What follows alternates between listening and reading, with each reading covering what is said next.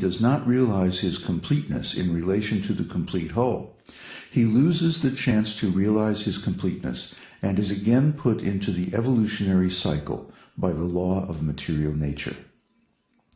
Because we do not know that there is a complete arrangement in nature for our maintenance, we make separate efforts to utilize the resources of nature to create a so-called complete life of sense enjoyment.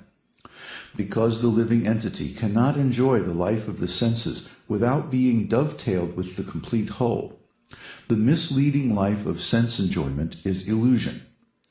The hand of a body is a complete unit only as long as it is attached to the complete body. When the hand is severed from the body, it may appear like a hand, but it actually has none of the potencies or functions of a hand. Similarly, living beings are part and parcel of the complete whole, and if they are severed from the complete whole, the illusory representation of completeness cannot fully satisfy them. The completeness of human life can be realized only when one engages in the service of the complete whole. All services in this world, whether social, political, communal, international, or even interplanetary, will remain incomplete until they are dovetailed with the complete whole. When everything is dovetailed with the complete whole, the attached parts and parcels also become complete in themselves. So this shloka is a very famous shloka, the invocation of the Ishopanishad. Isho means the first. So this is the first Upanishad written by Srila Vyasadeva in order to explain the philosophy behind the four Vedas. And interestingly enough, just like Bhagavad-gītā, when Krishna begins to speak, the first thing he says is that the soul is eternal and personal, individual, and therefore that the Mayavadi impersonal conception of God is incomplete. Similarly, Sri Ishopanishad opens with this mantra, Om Purnam, which Purnam means complete and perfect, whole. So the personality of Godhead is perfect and complete. And because of this, everything that emanates from him, such as the living beings, the material world, the spiritual world, and all manner of different potencies, are also complete in themselves. Therefore, each living entity is a complete unit and functions as a whole. The old Hermetic saying, as above, so below.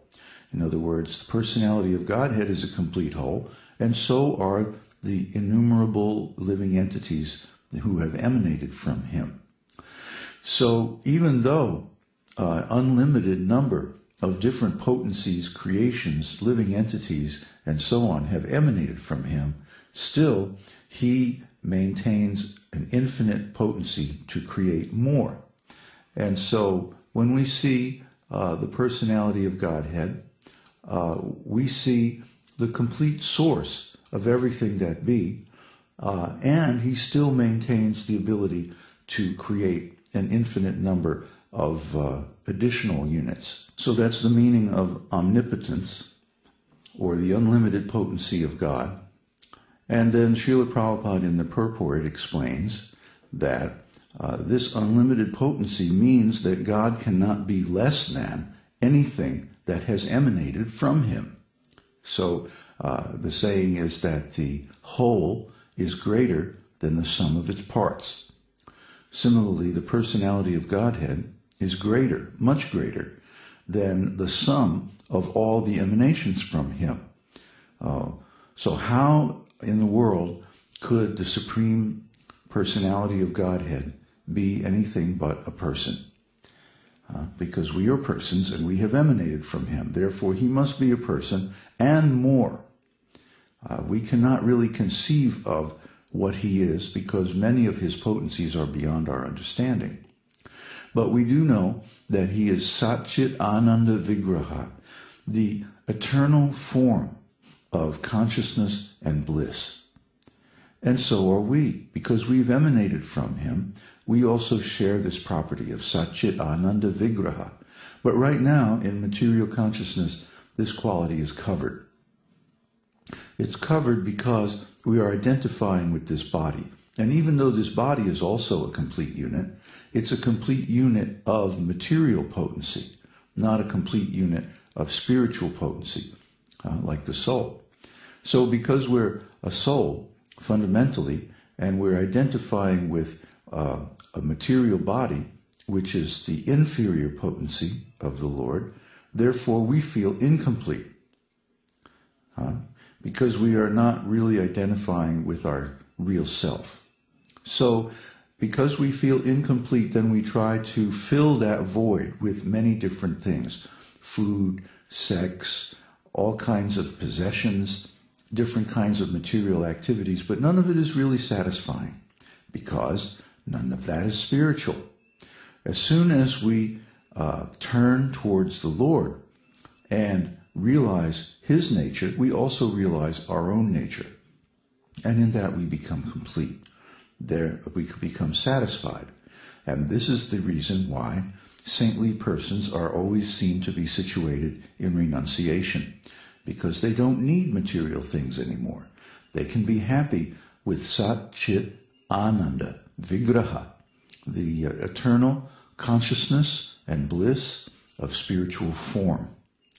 So this verse in Sri Ishopanishad points the way to understanding all the Upanishads.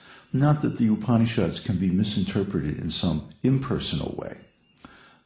That's not correct, because from the very beginning, the Ishopanishad ends with the statements or the prayer, "My dear Lord, please remove your blinding effulgence so that I may see your beautiful face."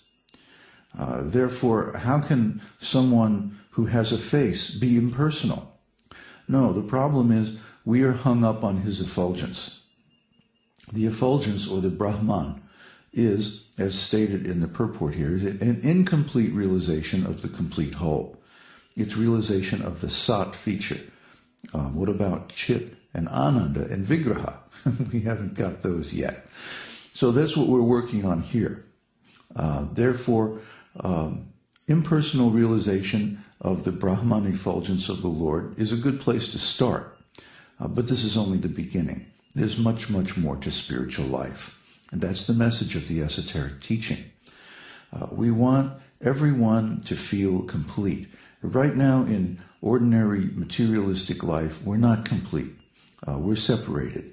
And there are different entities who have vested interests in keeping us in that position because it makes us easy to manipulate, makes us weak, and we do foolish things which expose us to different kinds of exploitation. But that's why we're starting an esoteric teaching community.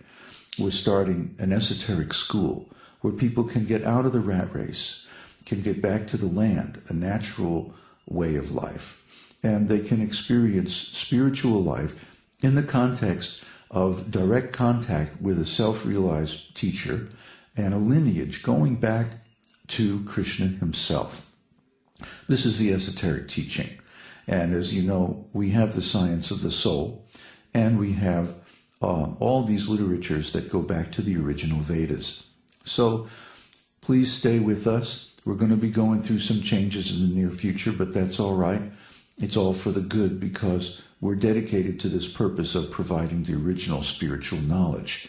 And if you can stay with us, and especially if you can start a small group in your own location, you'll get the full benefit of this teaching, which is complete realization of the complete whole, including our eternal, perfect spiritual body.